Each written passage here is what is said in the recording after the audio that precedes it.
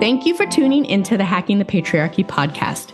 I'm your fervent feminist host, Raven O'Neill, and I get the honors of sitting down with women experts from all walks of life to discuss the ideas, opportunities, and the strategies that women can take advantage of to get ahead in our patriarchal society.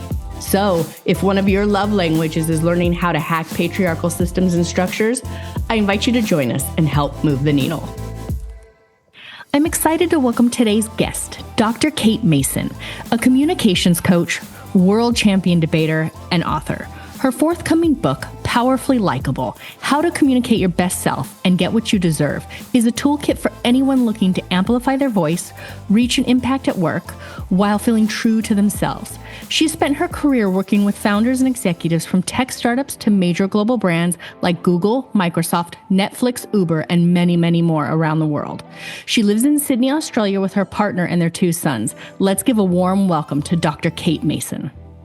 Welcome to the show, Kate. I'm super happy and excited to have you joining me today. Thanks so much for having me, Raven. I'm thrilled to be here. Yes, this is going to be such an exciting conversation. We are going to be talking about communication in entrepreneurship today. So with that, I want to jump right in and start off by talking about the critical role of communication in entrepreneurship and why it's even more important for women to nail it, really work with their communication styles and skills. It's a great question. So I think communication to me is everything, right? It's called a soft skill, or we refer to it like that, but it's actually, as you and I know, just so difficult. And there's so many things that we need to be alive to and aware of as we think through our presence. I think if you think about entrepreneurship specifically, to me, a lot of it is around the ability to navigate difficult conversations. That's something a lot of the folks I work with come to me. It's easy when it's easy, right? But when it gets a little bit gnarly, that's harder to really move forward in that conversation. And I think the second thing is really about how do I show up in a compelling manner, right? How do I embody authority to whether I'm talking to investors or customers or potential team members, right? How do I show up in a way that most shows off my skill set and my capability and really gives people a strong sense of myself? And to me, all of that relates back to communication. So in many ways, I just think it's foundational, right, to business making and business, to doing business. Why it's interesting and particular for women, I think, and where I am super interested is I think in many ways, we have been acculturated over some decades to really understand that we have to feel an enormous pressure around feeling like nice and kind and not being difficult, right, in relation to business. How do we get the things that we want and the things we're entitled to and deserve? But we have this maybe hangover of having to do it in a particular way. And that's often at odds, right? We feel like there's a binary that governs those things. So my work really focuses on, we think there's this invisible binary of you have to be either powerful or likable. And we think I can only choose one of those things. And actually, a lot of my work is saying there's actually a lot of places on that spectrum we can show up. We don't have to choose one and forego the other. It is so true that there's the history of the way we were taught to communicate. There's also ancestral stuff there. And then there's just culture, like there's so many things that bring that about. When someone comes to you, how do you even start digging into that? Yeah. So the most common thing that I get when I start working with someone is I've been told to work on my confidence, or I've been told to work on my executive presence. And I could talk to you for hours about why those 2 things are terrible feedback to give to somebody, primarily because they're really unactionable. We don't know what it means. If I'm not those things, how do I become those things? And for many of us, what does even executive presence mean? Do I have to carry a briefcase? Do I have to bang the table authoritatively? Like, it's very unclear what that kind of means. So I always start with folks, even if they come to me with something different, of doing an audit of like, how are you currently showing up? Where are you feeling comfortable right now? And where are you feeling discomfort? And that list for me is really illustrative. I can start looking at that and saying, I see. So it's moments, say, when you feel really prepared, for example, you feel like you're shining, or when you feel like you're part of a team that's listening and respecting to you, that you're thriving there. And oh, I see on the other side of that list. So we start doing an audit to try and really dig into what are the particular things for you that are either lighting you up or feel like you're shutting you down. And that list, Raven, is so different for everybody I work with, as you can imagine, right? So there are as many lists for as many people. And that's part of what makes my work really interesting, is that I get to dive in and see, oh, okay, for you, it's not that, but it's really this. Some people love being on stage. Some people hate being on stage. We have to have ways of you moving forward in your careers for each of you. So how do we tackle that? That's super compelling to me. One thing that immediately jumped to my mind is when you're doing this audit, maybe it's just a me thing, but with a lot of these intake forms and these audits and all of those things, you start to feel like it might be a test and you want to give an answer that's correct and maybe not authentic. Do you run into that when starting to work with people? That's interesting. No, because I think by the time they're working with a coach, they really want to get better. So there is a degree of honesty and authenticity there. They don't need to impress me. They need my help. So I think I'm probably lucky that we've got a rapport by that stage that someone feels like I can really just show you my dirty laundry and work on getting it better.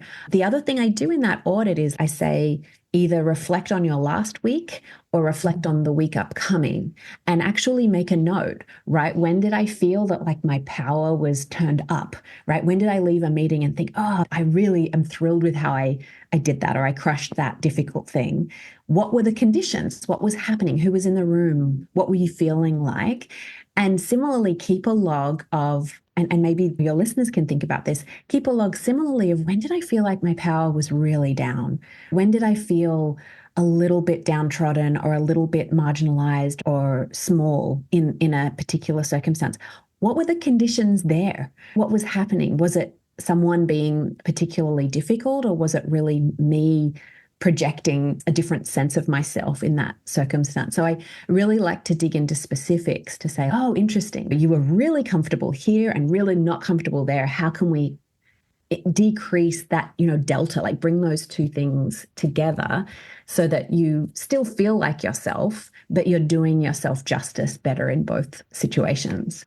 I love that, because just listening and writing down, it comes back to, again, listening, which is an integral part of communication, right? We're talking about communication, and the part of the foundation is actually listening. So really tuning in and listening to yourself and the experience and really honing in on that. Let's jump into another question, because this is a season about entrepreneurship. And in entrepreneurship, you're going to be building teams and you're going to be looking at productivity and processes. And there are certainly unique challenges that women face in regards to communication to grow the company. So I'm wondering what you might have experienced, seen, and how you might address it. So I think one of the things that I see a lot in terms of female founders and execs that I work with, in terms of the entrepreneurship side, is it can be, for some of us, really foreign to assume authority. We're often used to being like a little more deferential, a little bit more, is that okay? Or totally fine if not, or no worries if not. We know all these caveats or hedges, we often do. And actually, sometimes it's not no worries if not. Sometimes there are genuine worries if we don't get that thing we needed that day, or right. So we struggle a little bit on that line of how do I be authoritative without being difficult, which is the word that we all don't want to be, but sometimes we have to, right, to get something done. So that is an exquisitely, I think, painful tightrope, right? Because we're trying to emulate these things and get what we need and require, but we're also feeling this very self-conscious, almost looking outside of ourselves at ourselves, trying to understand how we're adhering or not adhering to certain kind of conventions. So one of the things that I think, there's so many answers to this, Raven, but I think one of the things that I have found very helpful is to think about what are traditionally coded feminine and coded masculine modes of showing up, right? So we think about a coded masculine way, and again, gender is not a binary, and I'm aware, but when we think about in terms of the literature, traditionally masculine coded ways of communication is like assertive and dominant and loud, right? These are things that we maybe ascribe to that male CEO with a tie and a briefcase. And we think about traditionally feminine coded is often like empathetic and collaborative and communal. And I think we tend to think that the male coded is good and the women coded is bad or weak. And a lot of my work is actually saying, wait, this is not a good and bad divide. It's actually all along a different spectrum of communication. And one, that feminine side is super powerful. Being collaborative, communicative, empathetic, warm, all of these things are phenomenally powerful in business. And maybe it's about finding where we sit by borrowing things from both. So maybe showing up. And in my book, I talk about being powerfully likable. It's actually about embodying lots of things along that scale. And that's a very, I think, liberating way to think about communicating as a woman entrepreneur, because it gets rid of this sense of there's this strict binary and actually opens up quite a few more avenues to show up. And I was actually talking to a group about this the other day, and one of them came up to me afterwards and he said, "Oh, I think I've got what your style is." And I was like, "Oh, that's sweet of you." Maybe a bit weird. And he said, "Oh, I think you're rationally warm." And I was like, "Oh, I think I probably am rationally warm." That works. I was quite flattered that I'd gone through things really clearly, but also I was like approachable and all these things that I think really feel like me. This is a long answer, but I think a lot of this work is about tracking where do I want to feel comfortable and combine things to show up and have that align with actually who I am. There's 0 point in communication coaching that takes you away from who you are or gives you some sort of cookie cutter, like, do these 10 things and then you'll be successful. If that's not naturally aligning with who you are and how you like to show up in the world, it's going to feel like a really like ill-fitting suit. We want it to actually feel like, oh, I have a sense of relief and comfort. Like this actually feels like me. And that's really, I think, very possible for all men and women. But I think especially for women, to feel that sense of comfort is very liberating. Let's dive into a little bit about, in being in entrepreneurship, you are sometimes your own brand.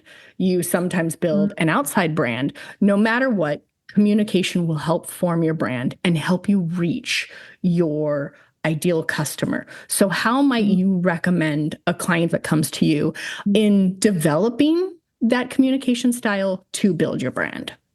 And also, like, how important is it? You know, I'm going to say foundational, right? It's like the most important thing, because it's so illustrative of the way in which you're going to be that brand in the world. So whether or not you're building what I would think of as a third-party brand, like I sell pens and this is my pen brand, or you're building a personal brand, right? Like I'm showing up as me. The voice of both of those things has to understand your consumer's pain point and has to speak to that in a way that's not patronizing, that's not distancing, but that's emotive and connective, right? So you want to be able to say, I see you, I hear you. That's why my pen's built in this way, or that's why my service offerings are constructed in a way that I think will suit what you're looking for.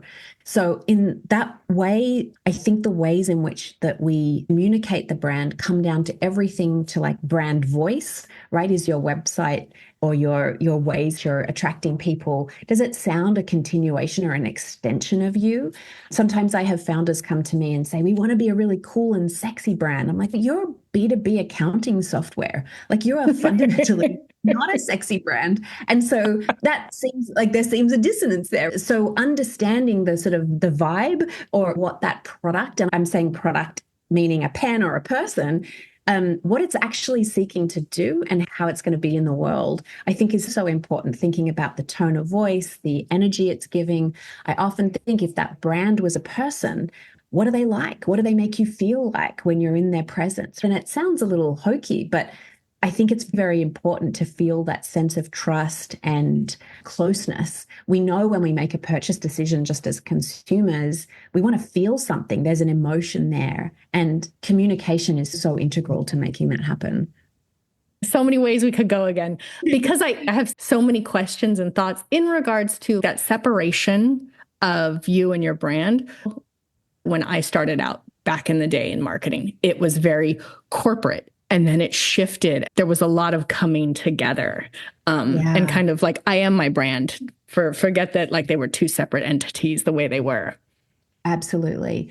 And that I think is such an interesting shift, as you rightly point out, because what it often brings up is the word authenticity, or just be authentic, be yourself. And that's another word that I think women particularly find challenging, right? Because it's like, how authentic do you want me to be within these within these binaries that are set up? What does it mean to show up with my real self? And how do I reconcile my real self or my authentic self with what I feel like or I know how I should be communicating? So that the should be's are very powerful to us.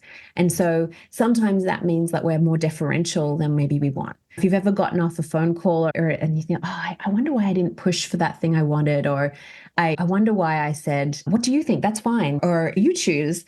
And actually, we did have a particular perspective on it, or we did have a particular aim that we wanted. That can be really perplexing, I think, right? Because after the call, we're like, oh man, I'm not sure why I did that. So I often talk about replacing deference when we're being deferential with just warmth.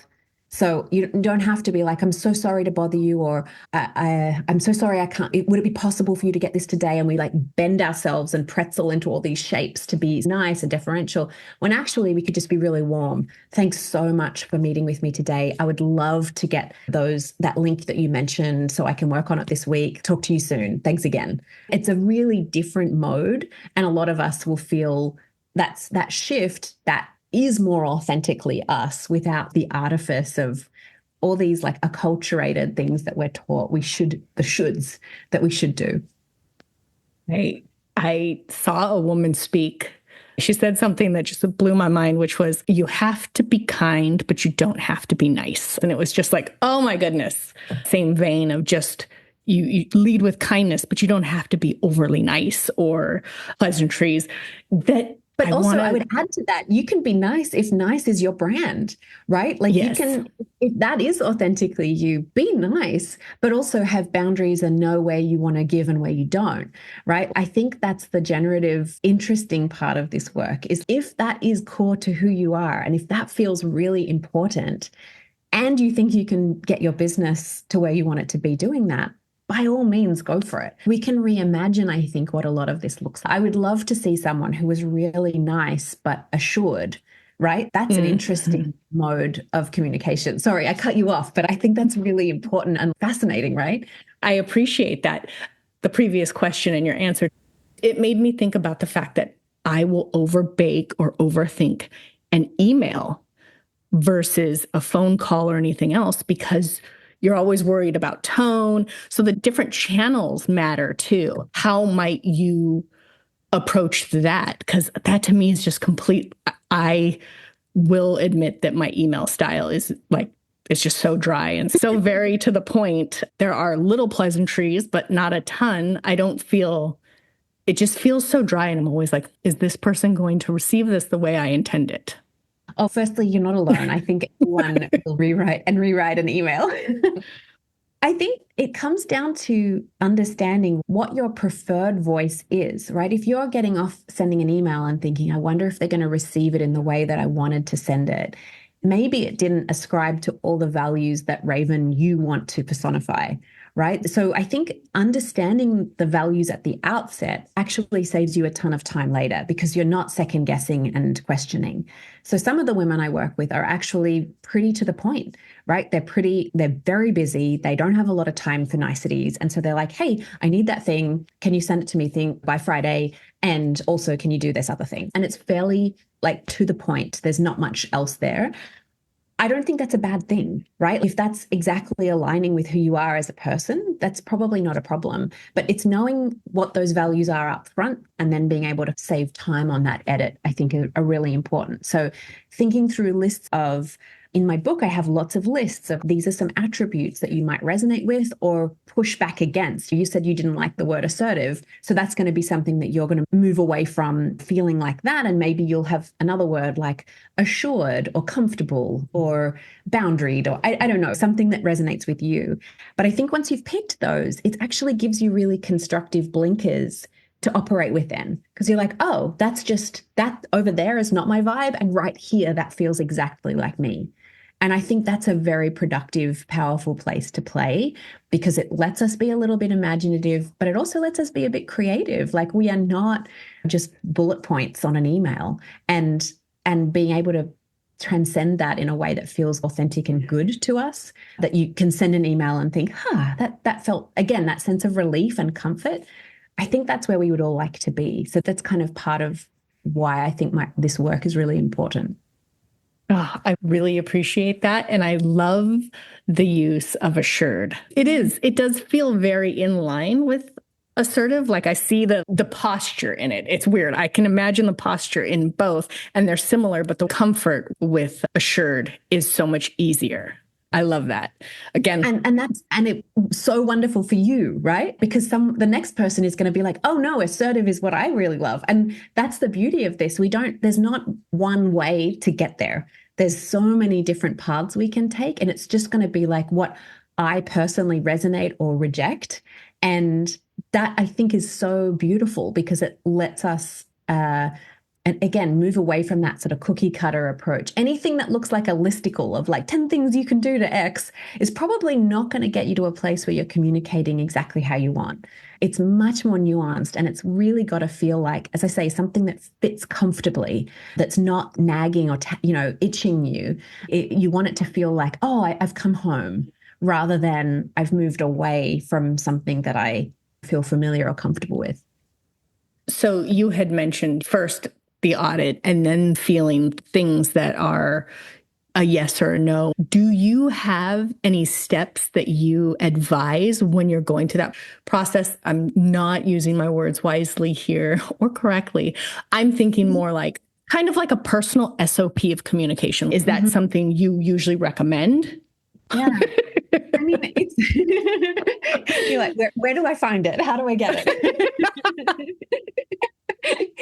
Yeah, I think it is, but it's the frustrating answer I have for you is it is, and it's different for everybody, right? So the structure of it exists. And so the book I'm working on at the moment, and it's going to be out next year, is really about how do we present this as a toolkit so that anyone could come to it and say, these are the things I want to be working through and wanting to be working towards. And actually, I want to find my answer. I don't want to find her answer, right? I want to find something that works for me. So part of it is that audit. Part of it is then, oh, here's a whole menu of things. Do I do these? Do I want to keep them? Do I want to change them? I had a very senior executive I worked with recently, and she would often minimize. She would often give caveats to her sentences. So she would say something like, does that make sense? Or after saying things. And I pointed it out. We were in a coaching session and I said, you've said this 4 or 5 times in our call today. You've minimized a little. And she said, oh, that's entirely on purpose. She said, I've been given feedback in my career that I was too abrupt and too much, that I've tried to bring it back. And I was like, oh, that's so fascinating. So she felt like these sort of artificial minimizers were helping her. And I was like, I think I hear you. You've wanted to rotate a little different, but I think you've over-rotated, right? I think you've actually come down to being too small when actually you're a senior vice president. That felt really dissonant to me. If she had said to me, no, that's exactly where I want to be and I feel great about doing those, then I would say, okay, it's maybe not what I would project for you or wish for you. But if that was feeling really great, the problem was she had put these minimizers in and was feeling terrible. So that's where we have to go, okay, so we want to find a space that is authoritative and compelling and impactful, but she also wanted to have a bit of a sense of who she was and a bit of a warmth there as well. What about when those minimizers become habit? Like they're no longer habitual and they're yeah. We do so many of them, don't we? And we know there's this real, I have a whole chapter on this actually about this desire not to take up space. And I know you and I have spoken about how talking about imposter syndrome is too many people are talking about it. There's too much out there. What I do talk about, though, is imposing syndrome, this idea that I'm calling imposing syndrome, that we hate to be a burden. We hate to take up space. We don't want to make the ask, right? We want to become smaller and smaller. And I don't think it's a long bow to draw to say we've got this kind of weight loss narrative in the world as well that's insisting be smaller, be less, right? And I think that flows on to communication in a lot of ways. I won't take up time. It'll just take 2 seconds. We constantly ask for less and minimize. And to your point, yes, it absolutely becomes a habit. And worse, it often becomes a habit we can't even see anymore. So one of those things in the audit is, do you find yourself doing these hedges, caveats, minimizers? And what do you think of them? What does it feel like when you do that? Why are you doing that? Is there something we could replace there that achieves the same goal for you, but doesn't necessarily concede power? And that's, again, a conversation that ends very differently for lots of people, right? Some people are like, oh God, I had no idea I do that. And actually, when I ask, does that make sense? For example, I'm really looking for consensus. I'm really looking to get everyone in the room to be on my side. So then we work on what are other ways you could seek consensus, right? What are other ways you could? So one of the things I say is, before I move on, are there any questions? Brilliant. Any questions before we move on? And everyone will either ask a question or not, and then we move on. But there's no, does that make sense? Like, I've just lost where I am in the world, and silly old me, which I think, does that make sense? So again, it's just trying to isolate. Why are you using that? What's the intention behind it? And if you're ready to get rid of it, what might we want to put there instead that achieves the same sort of goal? And people immediately notice the shift, right? Does anyone have any questions? Is such a different posture than does that make sense? And so then your presence, this executive presence that we've been told to chase after and to go after, it actually starts to subtly shift, and people feel it in their interactions, which I think is really thrilling. Do you, or should people just wait for the book? Do you offer recommendations for making those changes in the book? Because I do imagine that even recognizing it, I'll recognize it after it's already come out of my mouth. So I'm looking to change the whole habit of it and make it so that it doesn't come out of my mouth, or it comes out differently. And I imagine that process isn't easy. Does your book offer guidance? Very much. So I think the thing to think about is, one, when I went to say one, I had 20 come into my mind. I have lots of things to say. One is that, think of it like a fitness, right? You wouldn't expect to be super fit after reading one book or hearing one thing. You would expect that you had to work those muscles. So think of it as a process, and please don't be hard on yourself if you still find things coming out or thinking, oh, like that wasn't the perfect way to frame up that thing, because it will take time, and often we're unlearning a lot of other stuff too. So it is a process, is the first thing I would say. The second I would say is, not everything must go, right? So I think that there's a lot of ways we're showing up that are brilliant and powerful and excellent. I think there's so much in the culture, like, to be remedial, especially around women, like you're not good enough or you're not doing enough. We're actually doing great for the most part. These are thinking about ways I can supercharge what I am doing, right? Rather than thinking, oh, I'm broken, I need to be fixed. It's more just, I'm largely pretty great, but I'd like to twist some knobs at the outer edges so I feel like I'm a little bit more in my own power. And that's something I guess personally I feel really strongly about, is that I would never want to give the message to anybody, people I coach or people who will read the book, that there's anything fundamentally wrong. It's more, we've been put at this like really peculiar intersection as women, right? We haven't been in the workforce for really that long historically, and we're coming with a whole lot of baggage we didn't ask for, and a whole lot of these invisible binaries that we did not create. So given all of that, are there things that will really help us to supercharge us or turn our power up?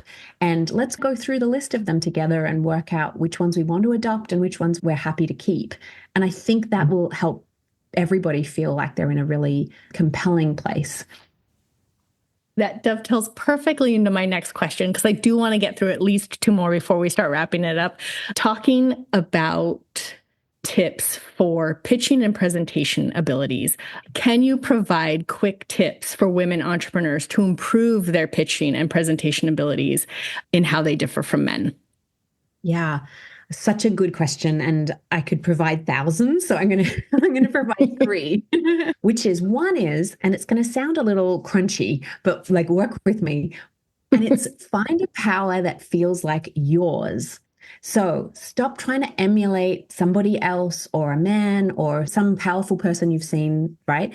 Find something that is fits the adjectives that you believe are important to you. So often I hear, oh, I couldn't possibly, I'm an introvert, or I'm too shy, or I'm too X. Actually, if you have done that energy audit and really decided, oh no, there are certain ways that I feel really happy about showing up, lean into those, right? If you are naturally quieter, that's fine. You just need to be able to understand that's what you're working with and find a way to present that in a way that feels good. You will likely feel more like yourself and more aligned, like people will see that when you're not wearing some strange costume in a different sort of performance.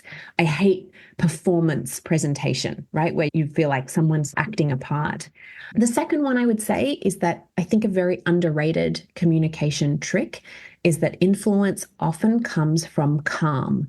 So, what I mean by that is we don't trust, I think, as humans, frenetic, agitated, fast speaking, moving quickly people with trust or calm. We don't think that they are influential. We trust measured, calm, assured, authoritative people telling us things. So think of a newsreader, right, on the nightly news. Used to be that was the vibe, right? I'm here to tell you the things you need to know. Sit back and relax. And I'm not saying to ape a newsreader because that's also a really masculine version of communication, or it used to be at least.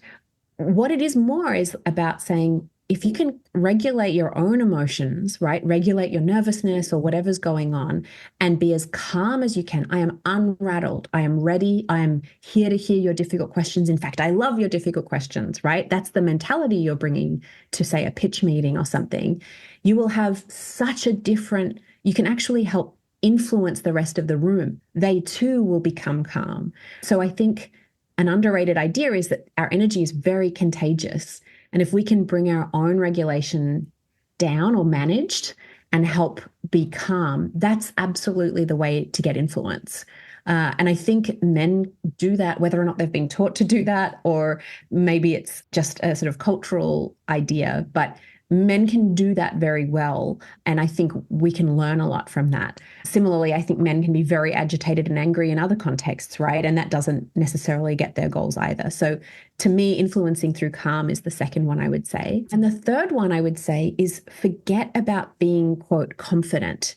There's so much, I think, cultural currency put on confidence and being confident in the world.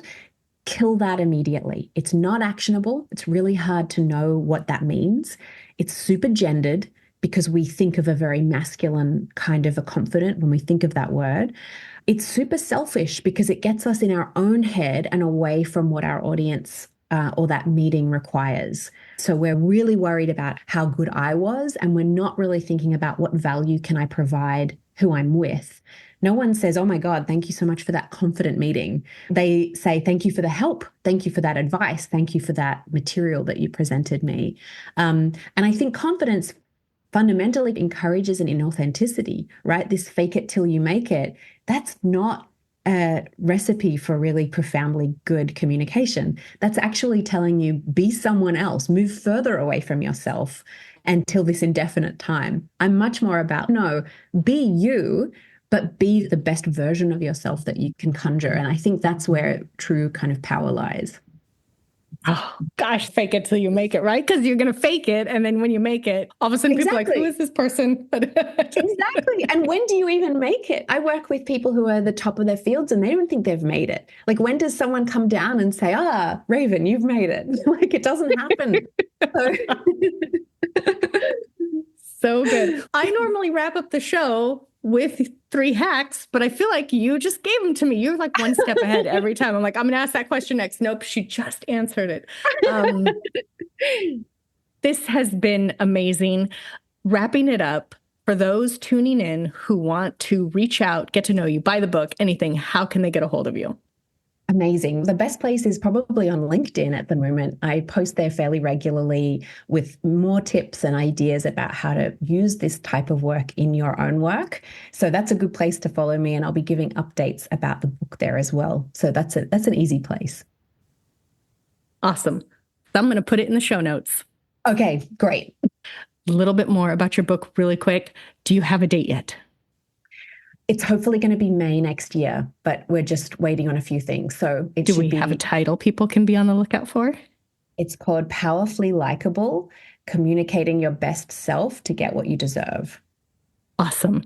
May 2025, May ideally. 25. Fingers crossed. Yeah. Love it. Yeah. Kate, thank you so much for joining me today. I cannot thank you enough. It's been an absolute pleasure. The time flew by. Thank you so much for tuning in and listening to today's episode. For all the juicy deets on this episode, be sure to check out our show notes or give us a holler on Instagram at Hacking the Patriarchy Podcast. And if you enjoyed this episode and you'd like to help support this podcast, don't be shy. Please share it with your friends. Sharing is caring after all. Lastly, if you'd like to lend your personal support, please take a moment to tell the world about it with a review on your favorite streaming platform. We'd be forever grateful. Tune in again soon to enjoy a brand new episode of the Hacking the Patriarchy podcast. And until next time, keep on hacking, my friends. If you've made it this far, I have one more little thing to share with you. Did you know that this isn't my only feminist endeavor? That's right, there's more. I run a media startup dedicated to providing the most current and pertinent news about women, for women, and by women. Our mission centers on delivering a platform where the latest updates regarding women-led initiatives are extensively covered, highlighting women's actions, accomplishments, perspectives, and other elements that profoundly influence women's lives and contribute to meaningful progress. I invite you to head over to femled.news to learn more.